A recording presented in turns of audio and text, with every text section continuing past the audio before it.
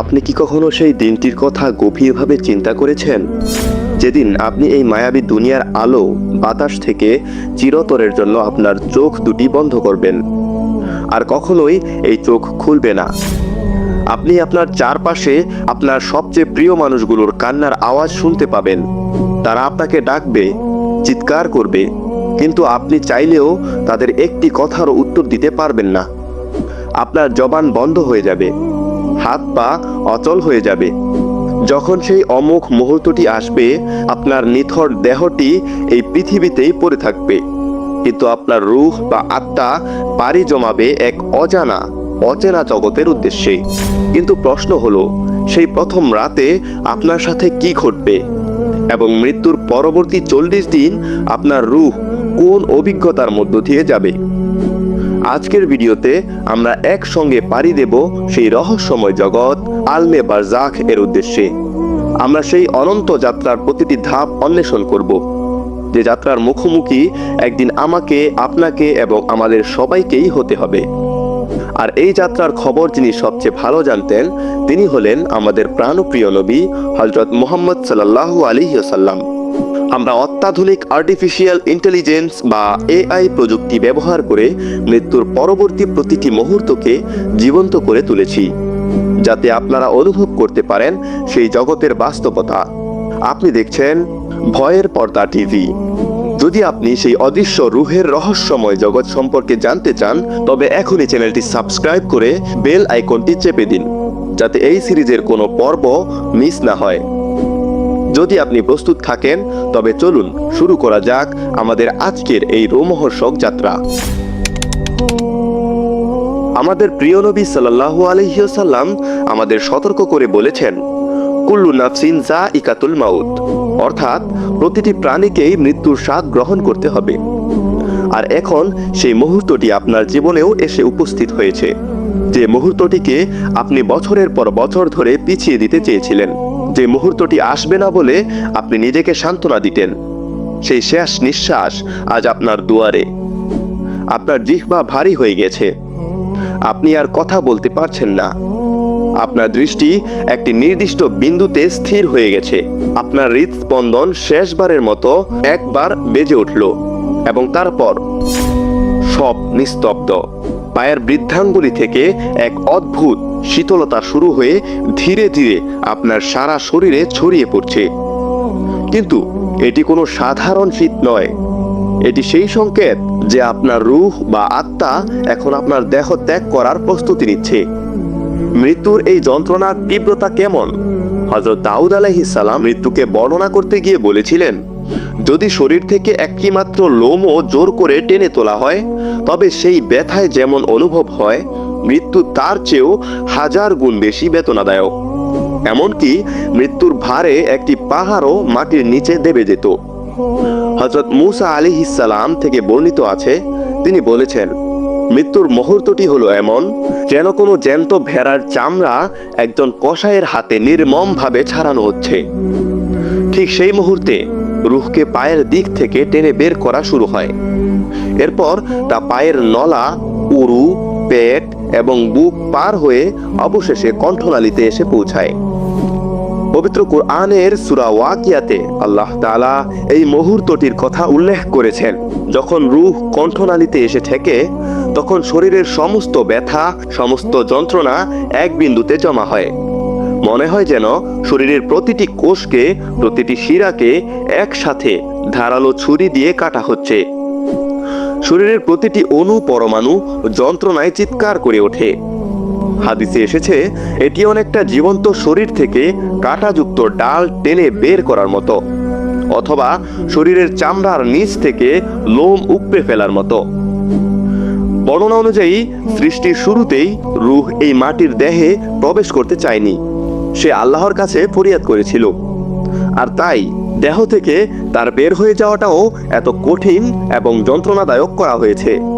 এই তীব্র জীবন মৃত্যুর সংগ্রামের সময় আপনার শিয়রে এক অন্ধকার অদৃশ্য সত্তা উপস্থিত হয়। সে আর কেউ নয়, সে হলো অভিশপ্ত শয়তান, যে ইবলিশ সারা জীবন আপনাকে পথভ্রষ্ট করার চেষ্টা করেছে। সে শেষবারের মতো ফিরে আসে আপনাকে ধোঁকা দিতে। কিন্তু এবার তার হাতে থাকে একটি পানির পাত্র। মৃত্যুর যন্ত্রণায় আপনার গলা শুকিয়ে কাঠ হয়ে গেছে, আপনি তৃষ্ণায় ছটফট করছেন। শয়তান আপনার এই দুর্বল মুহূর্তের সুযোগ নেয়। সে আপনার সামনে সেই পানি ধরে বলে, আমাকে তোমার রব হিসাবে স্বীকার করো, তোমার ঈমান আমাকে দিয়ে দাও, বিনিময়ে আমি তোমাকে এই পানি দেব। সেই অন্তিম মুহূর্তে আপনার পুরো জীবন চোখের সামনে ফ্ল্যাশব্যাক হতে থাকে। আপনার জীবনের প্রতিটি নামাজ, আপনার করা প্রতিটি পাপ, আপনার চোখের পানি, আপনার অবহেলা এবং আপনার তওবা সবকিছু চলচ্চিত্রের মতো ভেসে ওঠে। শয়তান ক্রমাগত আপনার কানে ফিসফিস করতে থাকে, আপনার মনকে বিভ্রান্ত করার চেষ্টা করে। হাদিস ও বিভিন্ন বর্ণনা অনুযায়ী শয়তান তখন আপনার মৃত বাবা কিংবা মায়ের রূপ ধরে আপনার সামনে উপস্থিত হতে পারে। সে মায়াবী স্বরে বলতে পারে, বাবা, আমি মরে গিয়ে দেখেছি ইসলাম সত্য ধর্ম নয়, তুমি অমুক ধর্ম গ্রহণ করো, তবেই মুক্তি পাবে। কি ভয়ানক পরীক্ষা! কিন্তু আপনার অন্তরে যদি সত্যিকার ঈমান থাকে, যেমনটি হাদিসে বলা হয়েছে, তবে আপনি তাকে বিশ্বাস করবেন না। আল্লাহ তার মুমিন বান্দাকে এই পরীক্ষায় রক্ষা করেন। কিন্তু যারা সারা জীবন সন্দেহের মধ্যে কাটিয়েছে, তারা কখনো নিজেদের ঈমানকে মজবুত করেনি, তারা এই শেষ মুহূর্তে সহজেই শয়তানের ধোঁকায় পড়ে যাবে।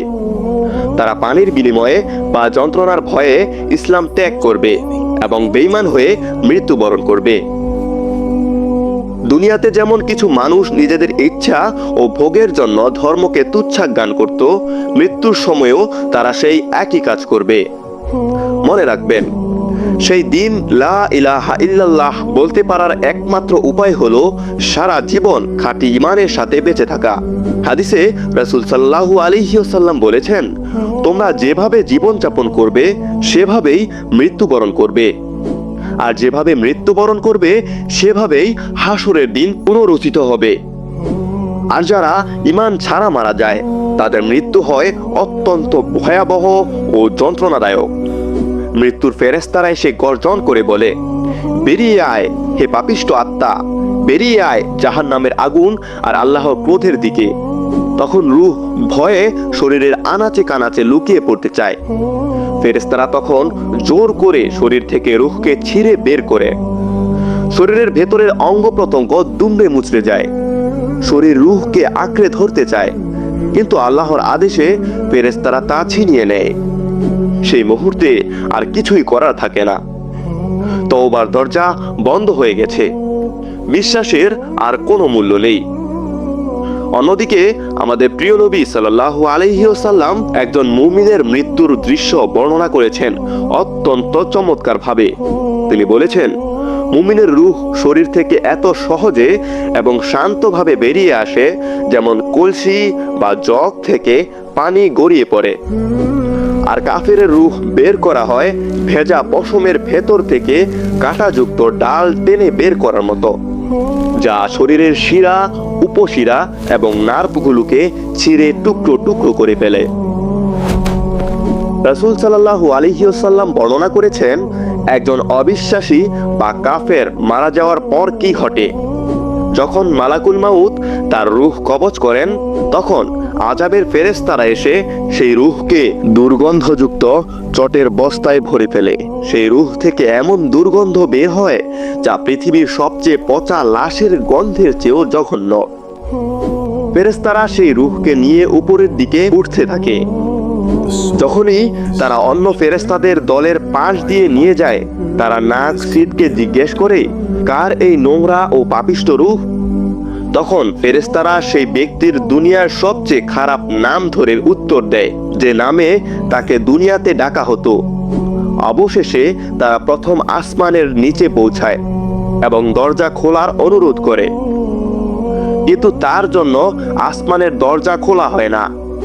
তখন রাসূল সাল্লাল্লাহু আলাইহি ওয়াসাল্লাম কোরআনের এই আয়াতটি তিলাওয়াত করেন, নিশ্চয়ই যারা আমার আয়াতকে অস্বীকার করেছে এবং অহংকার করেছে, তাদের জন্য আকাশের দরজা খোলা হবে না এবং তারা জান্নাতে প্রবেশ করবে না যতক্ষণ না সুইয়ের ছিদ্র দিয়ে উট প্রবেশ করে। অতঃপর আল্লাহ আদেশ দেন, তার আমলনামা সিজ্জিনে অর্থাৎ পৃথিবীর সর্বনিম্ন স্তরে লিখে রাখো। তারপর তার রূহকে উপর থেকে সজোরে নিচে ছুঁড়ে ফেলা হয়। নবীজি সাল্লাল্লাহু আলাইহি ওয়াসাল্লাম তখন আরেকটি আয়াত পাঠ করেন, যে ব্যক্তি আল্লাহর সাথে শিরক করে সে যেন আকাশ থেকে পড়ল। অতঃপর পাখি তাকে ছোঁ মেরে নিয়ে গেল অথবা বাতাস তাকে উড়িয়ে নিয়ে কোনো দূরবর্তী স্থানে নিক্ষেপ করল। পক্ষান্তরে একজন মুমিনের জন্য কোরআন বলে, যারা আমাদের রব আল্লাহ এবং তার উপর অবিচল থাকে তাদের কোনো ভয় নেই এবং তারা দুঃখিত হবে না। যদি আপনি নিজেকে আল্লাহর কাছে সমর্থন করে থাকেন তবে মৃত্যুর সময় আপনি মৃত্যুর ফেরেশতা এবং তার সাহায্যকারীদের নূরের তৈরি সত্তা হিসেবে দেখতে পাবেন। তাদের চেহারা সূর্যের মতো উজ্জ্বল হবে। তারা দয়া ও মায়ার সাথে বলবে, হে পবিত্র আত্মা, বেরিয়ে এসো তোমার রবের ক্ষমা ও সন্তুষ্টির দিকে। তুমি তার প্রতি সন্তুষ্ট এবং তিনিও তোমার প্রতি সন্তুষ্ট। ফেরেশতারা সেই রূহকে জান্নাতের রেশমি কাপড়ে মুড়িয়ে নেয় এবং জান্নাতের সুগন্ধি মাখিয়ে দেয়। যখন তারা এই রূহ নিয়ে আকাশের দিকে ওঠে, প্রতিটি আসমানের ফেরেশতারা জিজ্ঞাসা করে, কার এই পবিত্র ও সুন্দর রূহ? তখন তাকে দুনিয়ার সবচেয়ে সুন্দর ও সম্মানিত নামে পরিচয় করিয়ে দেওয়া হয়। সপ্তম আসমান পর্যন্ত তার জন্য সমস্ত দরজা খুলে দেওয়া হয়। আল্লাহ তাআলা তখন বলেন, আমার বান্দার আমলনামা ইল্লিনে লেখো এবং তাকে আবার জমিনে ফিরিয়ে দাও, কারণ আমি তাকে মাটি থেকেই সৃষ্টি করেছি, মাটিতেই ফিরিয়ে দেব এবং এই মাটি থেকেই তাকে পুনরায় হাসরের দিন উঠাবো। মৃত্যুর পর রূহ যখন তার যাত্রা শুরু করে তখন নিথর দেহটি পড়ে থাকে পৃথিবীতে। হাদিসে নির্দেশ দেওয়া হয়েছে মৃত দেহকে ভালোভাবে গোসল করানোর জন্য। আমাদের চোখে শরীরটি মৃত মনে হলেও রূহ তখনও তার সাথে এক রহস্যময় সংযোগ বজায় রাখে। সেই সংযোগ এত গভীর যে গোসলের সময় প্রতিটি স্পর্শ, পানির প্রতিটি ফোঁটা, প্রতিটি নাড়াচাড়া রূহ অনুভব করতে পারে, যা আমরা জীবিতরা বুঝতে পারি না। যেমন নামাজের জন্য আমরা প্রস্তুতি নিই, ঠিক তেমনি মৃতদেহকে পরম শ্রদ্ধায় ও দোয়ার সাথে গোসল করানো হয়। আর আপনি অর্থাৎ সেই রূহ সব কিছু তাকিয়ে দেখছেন। আপনি দেখছেন কারা আপনার মৃত্যুতে সত্যিকার অর্থে কাঁদছে, কারা আপনাকে ভালোবেসে এসেছে, আর কারা শুধু সামাজিক দায়িত্ব পালন করতে এসেছে। তারপর আপনাকে একটি সেলাইবিহীন সাদা কাফনে মোড়ানো হয়। ভাবুন তো, যেই আপনি এক সময় মার্কেটে গিয়ে ঘন্টার পর ঘন্টা ব্যয় করতেন নিজের জন্য চেরা পোশাকটি কিনতে, আজ আপনার শরীর ঢাকা হচ্ছে মাত্র কয়েক টুকরো সাদা কাপড়ে। পৃথিবী সবচেয়ে সাধারণ অথচ সবচেয়ে অর্থবহ পোশাক। আপনার জানাজার নামাজ পড়া হয়, মাটির সাদা গন্ধ আপনার নাকে আসে। আপনাকে খাটিয়ায় করে কবরের দিকে নিয়ে যাওয়া হয়। কবর প্রস্তুত, ঠান্ডা, সংকীর্ণ এবং ঘুটঘুটে অন্ধকার। এটি এখন আপনার নতুন ঠিকানা। খাটিয়া খোলা হয় এবং কাফনে মোড়ানো আপনাকে দুইজন মানুষ ধরাধরি করে কবরে নামিয়ে দেয়। তারপর শুরু হয় মাটি দেওয়া। প্রথম এক মুঠো মাটি আপনার উপরে পড়ে। আপনি তাদের পায়ের শব্দ শুনতে পাচ্ছেন, কিন্তু আপনি চিৎকার করলেও কেউ আপনার কথা শুনতে পাচ্ছে না। সবাই ধীরে ধীরে চলে যায়, তাদের স্যান্ডেলের আওয়াজ মিলিয়ে যায় নীরবতায়। গতকাল রাতে আপনি আপনার আরামদায়ক বিছানায় ঘুমিয়েছিলেন, আর আজ রাতে আপনি মাটির নিচে দুই পাথরের মাঝখানে শুয়ে আছেন। সবাই চলে যাওয়ার পর হঠাৎ কবর কেঁপে ওঠে। মাটির দেওয়ালগুলো যেন ফেটে যায়। উপস্থিত হয় মুনকার এবং নাকির। তাদের চেহারা ভয়ঙ্কর, চোখগুলো যেন বিদ্যুতের মতো চমকাচ্ছে, আর গলার স্বর মেঘের গর্জনের মতো। তাদের চুল মাটি স্পর্শ করছে এবং আপনার সামনে বিশাল দৈত্যের মতো দাঁড়িয়ে আছে। এরা হলো কবরের প্রশ্নকারী ফেরেশতা। তারা আপনাকে উঠিয়ে বসাবে এবং তিনটি প্রশ্ন করবে। মান রব্বুকা, তোমার রব কে? মুমিন ব্যক্তি দৃঢ়তার সাথে উত্তর দেবে, আমার রব আল্লাহ, যিনি আমাকে সৃষ্টি করেছেন এবং যার ইবাদত আমি করেছি। মা দিনুকা, তোমার ধর্ম কি? মুমিন বলবে, আমার ধর্ম ইসলাম। মান নবিউকা, এই ব্যক্তিটি কে? রাসূল সাল্লাল্লাহু আলাইহি ওয়াসাল্লামকে দেখিয়ে প্রশ্ন করা হবে। মুমিন বলবে, তিনি আমার প্রিয় নবী হযরত মুহাম্মদ সাল্লাল্লাহু আলাইহি ওয়াসাল্লাম। ফেরেশতারা জিজ্ঞেস করবে, তুমি এই উত্তরগুলো কিভাবে জানলে? মুমিন বলবে, আমি আল্লাহর কিতাব পড়েছি, তার উপর ঈমান এনেছি এবং তা সত্য বলে মেনে নিয়েছি। মুমিনের জন্য এই উত্তরগুলো দেওয়া সহজ হবে, কারণ তার যৌবনের নামাজ, অসুস্থতার সময়ও ধৈর্য ধারণ এবং কষ্টের উপার্জিত দান সদকা আজ তার সাক্ষী হয়ে দাঁড়িয়েছে। হযরত আলী রাদিয়াল্লাহু তাআলা আনহু থেকে বর্ণিত একটি ঘটনা, তিনি তার সবচেয়ে কাছের বন্ধু হযরত ওমর রাদিয়াল্লাহু তাআলা আনহু এর মৃত্যুর পর প্রতি রাতে দোয়া করতেন, হে আল্লাহ, আমাকে ওমরের খবর দাও। 6 মাস পর ওমর রাদিয়াল্লাহু তাআলা আনহু আলীর স্বপ্নে এলেন।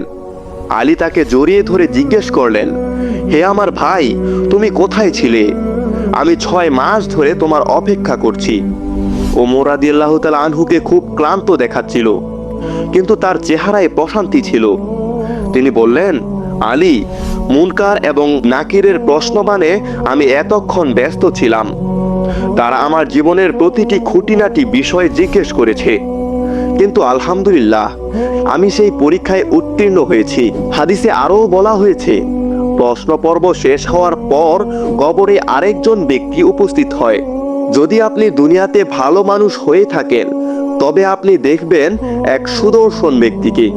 তার পোশাক ধবধবে সাদা, চেহারা থেকে নূর বের হচ্ছে এবং তার শরীর থেকে অকল্পনীয় সুগন্ধ ছড়াচ্ছে। আপনি অবাক হয়ে জিজ্ঞেস করবেন, তুমি কে? তোমার চেহারা এত সুন্দর কেন? সে এক মায়াবী হাসি দিয়ে বলবে, আমি তোমার নেক আমল, আমি তোমার সেই নামাজ, তোমার রোজা, তোমার তাহাজ্জুদ, আল্লাহর ভয়ে ফেলা তোমার চোখের পানি। আজ থেকে কিয়ামত পর্যন্ত আমি তোমার সাথী হয়ে থাকব। তুমি আর একা নও। সে আপনাকে কবরের চাপ, অন্ধকার এবং একাকিত্ব থেকে রক্ষা করবে। জান্নাতের সুবাতাস আপনার কবরে বইতে শুরু করবে। আপনার দৃষ্টিসীমা যতদূর যায়, কবর ততদূর প্রশস্ত করে দেওয়া হবে। কবরের দেওয়ালের পাশ দিয়ে একটি জানালা খুলে যাবে, যেখান থেকে আপনি জান্নাতের বাগান দেখতে পাবেন। কিন্তু আল্লাহ না করুন, যদি কোনো ব্যক্তি দুনিয়াতে গাফেল থাকে, নামাজ না পড়ে, সময় নষ্ট করে এবং পাপাচারে লিপ্ত থাকে, তবে সে মুনকার ও নাকিরের প্রশ্নের উত্তরে শুধু বলবে, হায়, আমি জানি না, আমি জানি না। লোকে যা বলতো আমিও তাই বলতাম। ফেরেশতারা তখন বলবে, তুমি জানলে না, বুঝলে না এবং মানলে না। তখন কবর তার জন্য সংকুচিত হতে শুরু করবে। মাটি তাকে এমন জোরে চাপ দেবে যে তার এক পাঁজরের হাড় অন্য পাঁজরের হাড়ের ভেতরে ঢুকে যাবে। নিচের মাটি আগুনের মতো উত্তপ্ত হয়ে উঠবে। জাহান্নামের একটি দরজা তার কবরে খুলে দেওয়া হবে, যেখান থেকে আগুনের হালকা এবং বিষাক্ত বাতাস আসতে থাকবে। তখন কবরে প্রবেশ করবে আরেক ভয়ঙ্কর সত্তা। তার চেহারা কুৎসিত, পোশাক নোংরা এবং শরীর থেকে মরা লাশের পচা গন্ধ বের হচ্ছে। ভয়ে কাঁপতে কাঁপতে মৃত ব্যক্তি জিজ্ঞেস করবে, তুমি কে? সে বলবে, আমি তোমার বদ আমল, আমি তোমার সেই নামাজ কাজা করা, তোমার মিথ্যা কথা, তোমার সুদ, ঘুষ এবং পাপাচার। তুমি কখনো তওবা করনি। আজ আমি তোমার সাথে থাকবো এবং তোমার কষ্ট বাড়াবো। তারপর শুরু হবে আরেক শাস্তি। 99টি বিশাল সাপ তার কবরে নিযুক্ত করা হবে। এই সাপগুলো দুনিয়ার সাপের মতো নয়। রাসূল সাল্লাল্লাহু আলাইহি ওয়াসাল্লাম বলেছেন, এই সাপগুলোর একটি সাপও যদি পৃথিবীতে নিঃশ্বাস ফেলতো, তবে কিয়ামত পর্যন্ত এই মাটিতে আর কোনো ঘাস জন্মাতো না। এই সাপগুলো তাকে কিয়ামত পর্যন্ত ধ্বংসন করতে থাকবে। পাপী ব্যক্তি যন্ত্রণায় চিৎকার করবে, হে আল্লাহ, দয়া করে বিচার দিবস শুরু করো না। কারণ সে বুঝতে পারবে সামনের শাস্তি এর চেয়েও ভয়ানক। এখন আমরা কথা বলবো কবরের সবচেয়ে রহস্যময় অংশ নিয়ে, যাকে বলা হয় আলমে বারজাখ। যখন আমরা কবরের কথা ভাবি, আমরা সাধারণত মাটির গর্তের কথা কল্পনা করি, কিন্তু যেমন স্বপ্নের সাথে আপনার বিছানার কোনো সম্পর্ক নেই, তেমনি বারজাখের সাথে মাটির কবরের সরাসরি সম্পর্ক নেই। বারজাখ হলো একটি করিডোর বা ওয়েটিং রুম, দুনিয়া এবং আখিরাতের মাঝখানের একটি জগৎ। এটি এমন এক জগৎ যেখানে কোনো সূর্য নেই, তবুও তা নূরে আলোকিত। মৃতরা কি আমাদের কথা শুনতে পায়? হ্যাঁ, তারা শুনতে পায়। এমনকি যারা তাদের কবর দিয়ে হেঁটে চলে যাচ্ছে, তাদের পায়ের আওয়াজও তারা শোনে। বদর যুদ্ধের পর রাসূল সাল্লাল্লাহু আলাইহি ওয়াসাল্লাম নিহত কাফের নেতাদের আবু জাহেল, উতবা, সাইবাদের লাশের সামনে দাঁড়িয়ে নাম ধরে ডেকেছিলেন, হে অমুক, হে অমুক, আল্লাহ তোমাদের সাথে যে ওয়াদা করেছিলেন তা কি তোমরা সত্য পেয়েছ? আমি তো আমার রবের ওয়াদা সত্য পেয়েছি। হযরত ওমর রাদিয়াল্লাহু তাআলা আনহু অবাক হয়ে বললেন, হে আল্লাহর রাসূল, আপনি প্রাণহীন দেহের সাথে কথা বলছেন? নবীজি উত্তর দিলেন, তোমরা আমার কথা তাদের চেয়ে বেশি শুনতে পাচ্ছ না, কিন্তু তাদের উত্তর দেওয়ার ক্ষমতা নেই। তাহলে মৃতরা কি একে অপরের সাথে কথা বলতে পারে? আব্দুল্লাহ ইবনে মোবারক থেকে বর্ণিত একটি হাদিস অনুযায়ী, যখন একজন মুমিনের রূহ বারজাখে প্রবেশ করে, তখন আগে থেকে সেখানে থাকা মুমিনদের রূহরা তাকে স্বাগত জানাতে আসে। তারা তাকে ঘিরে ধরে এবং দুনিয়ার খবর জিজ্ঞেস করে, অমুক কেমন আছে, সে কি বিয়ে করেছে? তারপর তারা জিজ্ঞেস করে, অমুক তো তোমার আগেই মারা গেছে, সে কি এখানে আসেনি? নতুন রূহ যদি বলে, সে তো অনেক আগেই মারা গেছে, তখন সবাই বুঝতে পারে। সে দীর্ঘ শ্বাস ফেলে বলে, তাহলে সে নিশ্চয়ই সিজ্জিনে বা জাহান্নামের গর্তে নিক্ষিপ্ত হয়েছে। বারজাখে মুমিন রূহরা পাখির মতো স্বাধীনভাবে বিচরণ করে।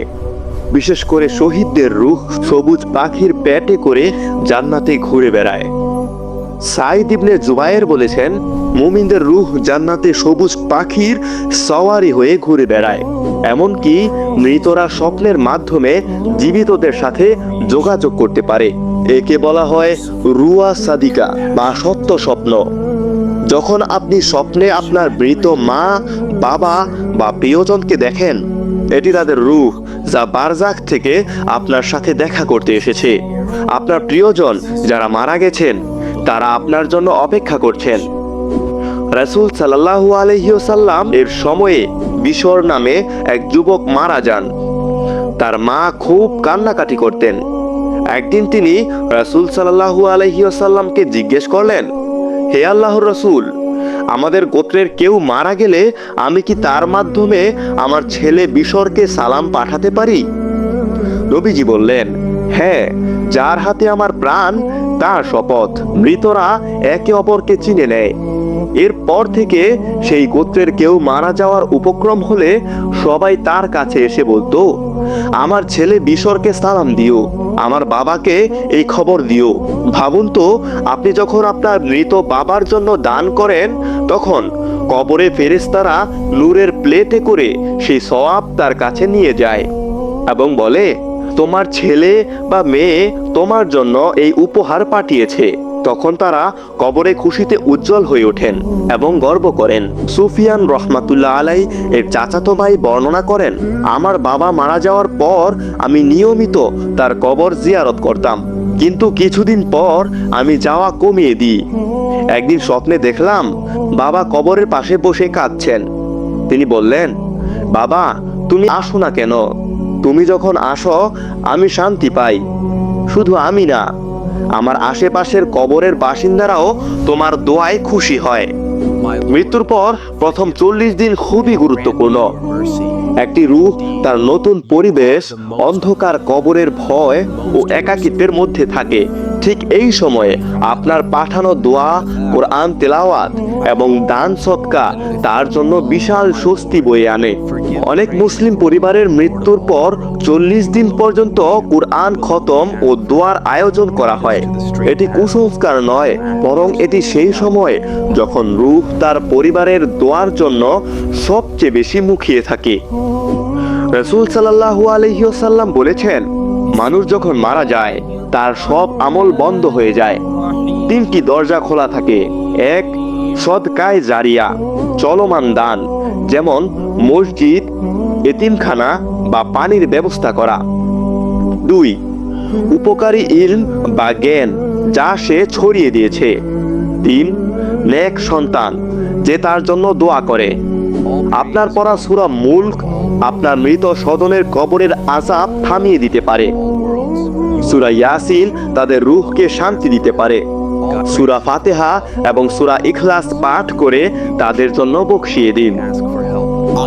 ভিডিওর শেষ প্রান্তে এসে নিজেকে একটি প্রশ্ন করুন, আজই যদি আপনার ডাক চলে আসে, আপনি কি প্রস্তুত? ফেরেশতারা কি আপনাকে ফুলের সুবাস দিয়ে স্বাগত জানাবে, নাকি জাহান্নামের দুর্গন্ধ আপনার জন্য অপেক্ষা করছে? কবরের এই জীবন অনন্তকালের শুরু মাত্র। এরপর আসবে মহাবিচারের দিন, হাসরের ময়দান। তাই আজই তওবা করুন। যদি কারো মনে কষ্ট দিয়ে থাকেন, আজই ক্ষমা চেয়ে নিন, নামাজ শুরু করুন, কারণ আগামীকাল হয়তো আপনার জীবনে নাও আসতে পারে। হে আল্লাহ, আমাদের সবাইকে ঈমানের সাথে মৃত্যু দান করুন। কবরের অন্ধকারকে আমাদের জন্য জান্নাতের বাগান বানিয়ে দিন, এবং যারা এই ভিডিওটি দেখছে তাদের মৃত স্বজনদের কবরে শান্তি বর্ষণ করুন। আমিন। আমাদের পরবর্তী episode the day of judgment বা হাসরের ময়দানের ভয়াবহ দৃশ্য নিয়ে। সেই ভিডিওটি মিস করতে না চাইলে এক্ষুনি চ্যানেলটি সাবস্ক্রাইব করুন। ভালো লাগলে লাইক দিন এবং কমেন্টে আপনার অনুভূতি জানান। আপনার একটি শেয়ার হয়তো অন্য কোনো মানুষকে সঠিক পথের সন্ধান দিতে পারে। আল্লাহ হাফেজ।